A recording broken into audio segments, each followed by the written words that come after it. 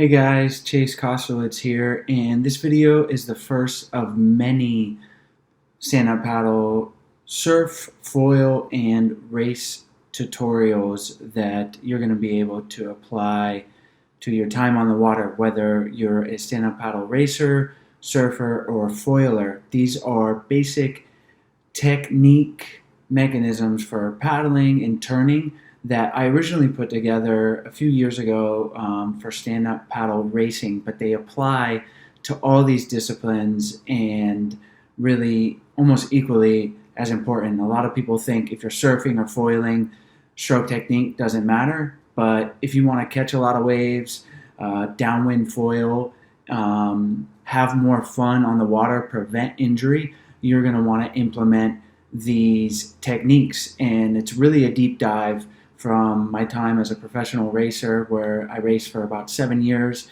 and coached, and I use a lot of these techniques in our stand-up paddle surf camps in Nosara with Blue Zone, and also now our foil camps and when I'm downwind coaching. So keep that in mind. These videos are focused on racing. I'm on a race board. At the time, it was geared specifically towards racers, but you are going to find this information really valuable, and hope you guys enjoy it and give us a visit down in Nosara. You can check out our website, bluezonesup.com or bluezonefoilsurf.com. Hope to see you on the water. Send us an email and we'll be in touch. So this is the ultimate deep dive into hip movement. So we're going to go over the different types of hip movement that we use when paddling, and then how to get those hips engaged in functionally producing power and speed so you can paddle longer, stronger, and faster. So here we have a view of myself on the beach, and I want you to just look and see the two hip movements that we have here. So the first is a rotational hip movement, and this is a movement that we classically associate with using the hips, is this rotational side-to-side movement. And it's an important movement, but you are going to want to combine that hip movement with what we call a hinging movement. So we have the rotational movement that I just showed you, and then we have a hinging movement, which is a lot more apparent and finding more and more a lot more effective in producing power to generate speed, to paddle longer and stronger. So this is the hinging movement. The rotational movement is similar to if you were sticking your hand out to shake someone's hand, and you reach your hand, and you can go ahead and do this as I'm talking. You reach your hand as far forward as possible, and it won't go any further. Now, how do you get more reach? You rotate, like I just did in the video, and your hand should be extending forward more if you're rotating from the hips. That is that rotational movement. Now this hinging movement is as if you were sitting down in a chair. So you're dropping your hips back like you're sitting your butt down in a chair, but the key is that you're not bending your knees. Now your knees can be slightly bent. You don't want your legs locked out, but you're not bending your knees to get that movement. You're dropping your hips back as if you were sitting down into a chair, but you couldn't bend your knees to sit into the chair. And I want to stress, you don't want to be locking out your knees, but this is the hinging movement coming back. Okay, so I'm going back and forward, and you're going to see as we go through this video the different elements of that hinging movement. Now, you might be asking, what is Chase doing on a skateboard with a land paddle? This is a great demonstration of what is going on when we paddle, and I found it helped me a lot when learning to engage my hips, is to understand that when we put the paddle in the water, the paddle is staying in a static position in the water, and we're bringing our board and our body up to the paddle in the same way that I stick the land paddle in. Watch the land paddle. It's not moving. Watch my hips. I'm bringing myself up to the land paddle. The same thing is going on in the water. Now, we might have a little slippage because we get cavitation and air bubbles, and that's when we're not being efficient. So you want to be efficient in that. But look how I'm bringing my hips forward to bring myself up and past the paddle. So I'm putting the paddle in, it's static, and then I'm bringing the board and my body up to the static paddle. The same thing is going on in the water. And if you can understand that, that is going to help you engage your hips and use your hips for power and not your arms. One of the single most important things you can do to go faster and to paddle better is to get your hips engaged and to not use your arms. So think about your arms like jello.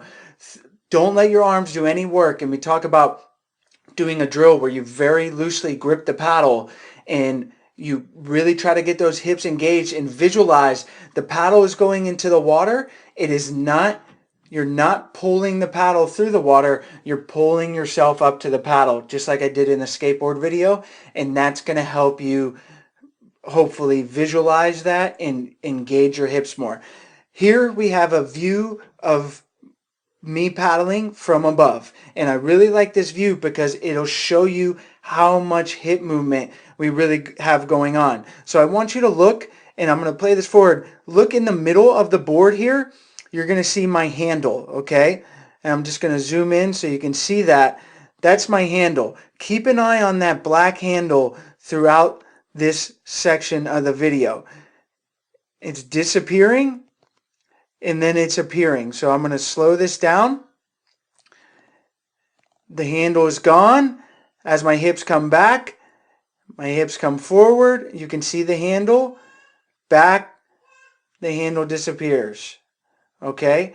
And a lot of times when someone's paddling, it's hard to see all the hip movement going on. I'm going to play this forward nice and slow so you can see the amount of movement going on. And I'm going to sort of go back to that so you can see it again and really get an idea for the amount of hip movement that's going on throughout the stroke. Okay? So this is slowed down.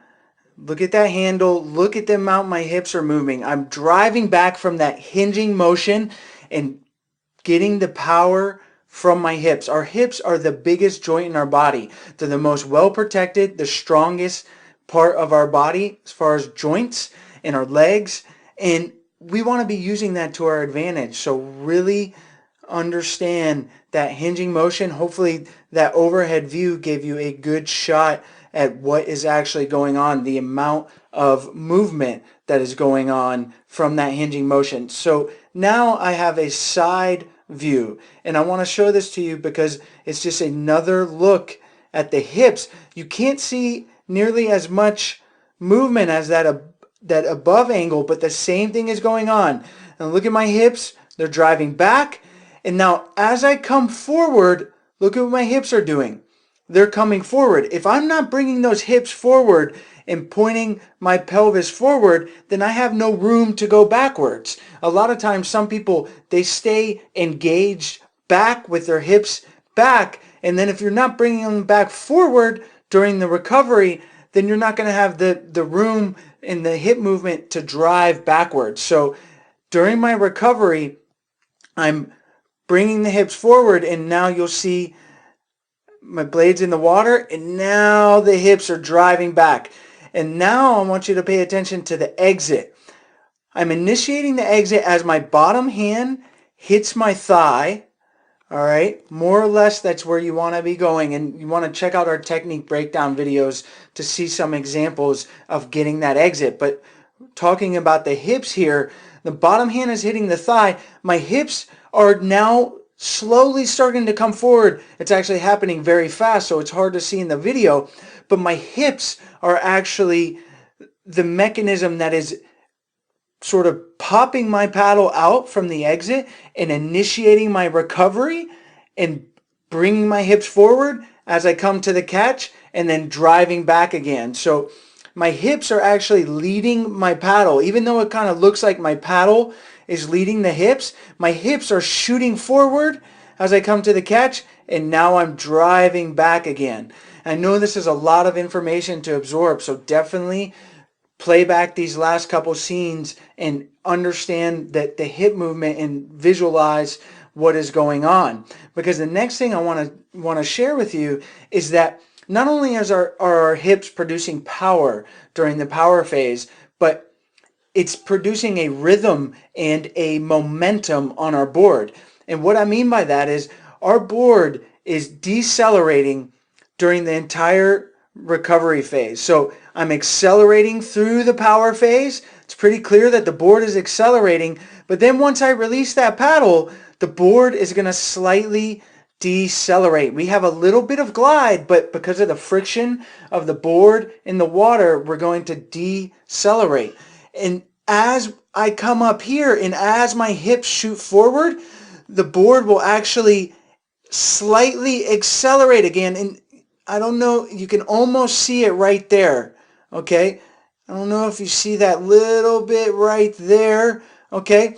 And the board is accelerating, and it's actually been shown in a study with high Neil canoe where they put a bunch of cameras and an accelerometer on a paddler, and it showed that they decelerated during the entire recovery phase except for the last split second during the recovery phase, and before the paddle was actually in the water, the boat accelerated again. Now, it didn't accelerate faster than it was going during the power phase, but after having the deceleration the whole time the paddle is out of the water, decelerating right here, decelerating, and then right here, just before the paddle's in, the board is accelerating again, and it's getting that from your hips shooting forward. So even though your paddle's not in the water, you're actually shooting forward, and that's why it's important also to get that forward and backwards motion.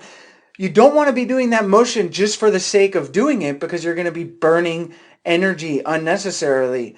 The movement is functional in that you're shooting your hips forward so that you have an area and a mobility to drive them backwards. Because if I'm not getting my hips forward, if they just stayed where they are now, I am not going to have as much room to drive back. And it's very interesting that it shows in the canoe study, and I suspect, and I can almost see it in this video, that our hips driving forward during the recovery phase is actually helping to keep that board accelerating once again, even though our paddle's not actually in the water. Okay, so I'm driving my hips back. Now my hips are shooting forward, and then I'm driving them back again. And you can't see it nearly as much as you could in that overhead view. But we talked about the hinging motion and the rotational motion. The rotational motion is really hard to see here, and you're going to see it a little bit in the next section of this video, but realize there is some slight rotation going on.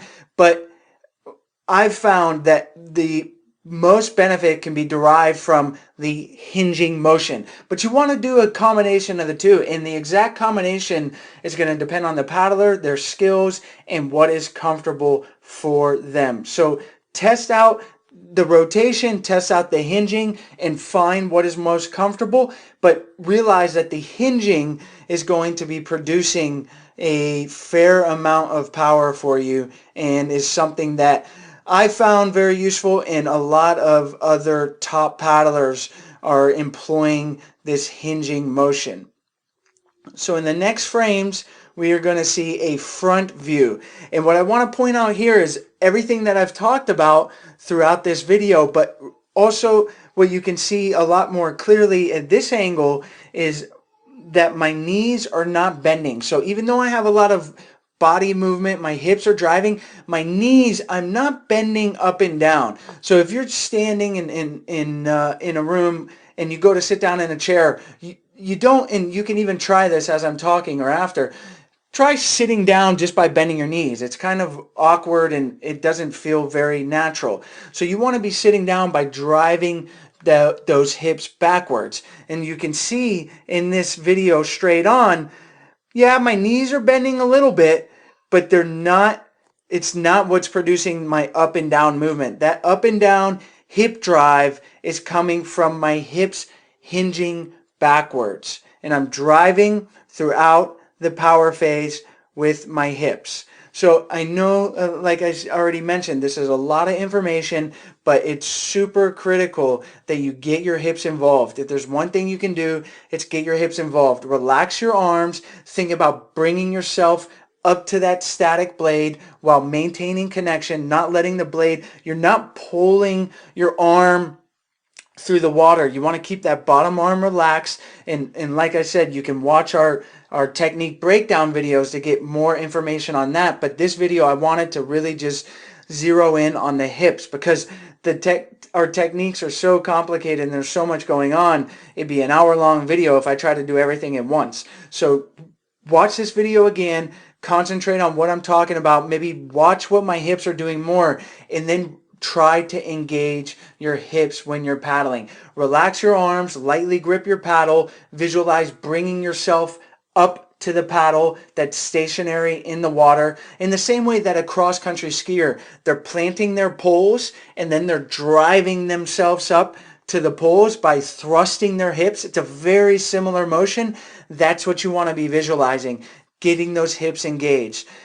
If you can, have someone film you, and then you can really look and compare yourself to this video and say, okay, I have good hip movement, or okay, I'm not moving my hips at all. And that's really going to help you. And then if you want, you can send us the video and we'll do a full video stroke analysis and break it down for you. But at the very least, practice engaging your hips and then film yourself. You can even attach a GoPro or have someone film you with an iPhone from the beach, and then you'll see pretty easily if you have hip movement similar to what I'm doing in this video.